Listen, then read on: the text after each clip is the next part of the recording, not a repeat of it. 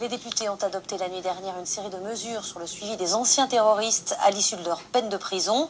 L'autorité judiciaire pourra par exemple leur imposer un lieu de résidence, l'obligation de pointage, voire le port d'un bracelet électronique.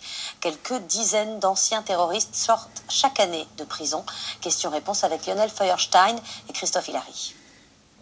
Ils ont été condamnés pour terrorisme et doivent sortir dans les prochains mois, les prochaines années. Un projet de loi prévoit de les surveiller de très près. Qui sont ces détenus? Sur les 500 condamnés pour terrorisme, les premiers à sortir de prison sont ceux qui ont une peine de moins de 10 ans. Par exemple, pour fait de complicité ou d'apologie du terrorisme. 31 personnes sont concernées cette année, 62 l'an prochain et 50 en 2022. Elles vont sortir du jour au lendemain de prison sans aucun accompagnement. Elles sont pour la plupart encore dangereuses, et ça c'est les services de renseignement qui nous le disent et le parquet antiterroriste, et donc elles ont besoin d'un suivi. Comment les contrôler? Des mesures strictes viennent d'être votées cette nuit à l'Assemblée nationale, comme l'obligation d'avoir un lieu unique de résidence et l'interdiction d'entrer en relation avec certaines personnes. Le bracelet électronique, rejeté par la ministre de la Justice Nicole Belloubet, qui le juge trop attentatoire aux libertés, a lui aussi été voté.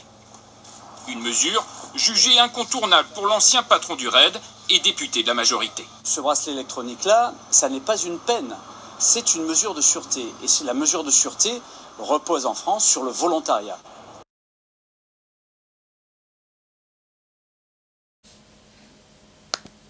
Proposons ici de supprimer le dispositif de surveillance électronique mobile qui nous semble très intrusif, très privatif de liberté, qui nous semble, ce traçage en suivi réel, en continu, être une sorte de prison hors les murs, de prison sui generis.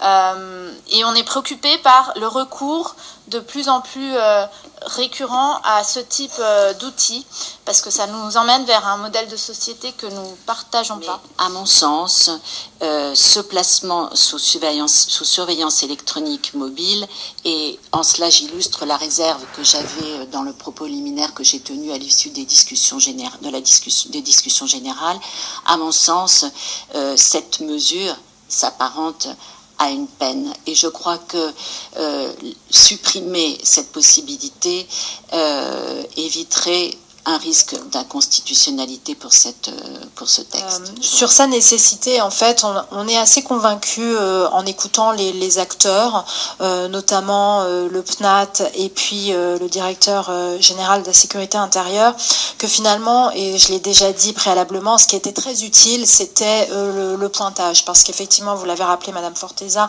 ça permet le contact humain, de voir la personne, de voir ses évolutions, et finalement, le fait de placer ces personnes sous bracelet ne présente beaucoup moins d'intérêt de façon opérationnelle. Et par ailleurs, on peut noter que dans le cadre des MICAS, il est possible de prononcer cet usage, et c'est très très peu utilisé parce que ne présentant que peu d'intérêt. Donc j'émets volontiers un avis favorable. On avait un a priori favorable sur un texte qui était très loin d'être parfait, mais qui, en l'absence de dispositifs plus courageux et d'une véritable volonté du gouvernement de se saisir de ce problème, permettait de pallier le vide auquel nous sommes confrontés. Là, on est en train de vider totalement le texte de sa substance. Il reste rien. Il reste rien, Madame la rapporteure. Éventuelle visite 3 fois par semaine. Bon, peut-être qu'on va rajouter que dans cette visite, il faut le café et les chocolats, quoi. Mais bon, voilà. Je crois qu'on est vraiment dans le monde des bisounours.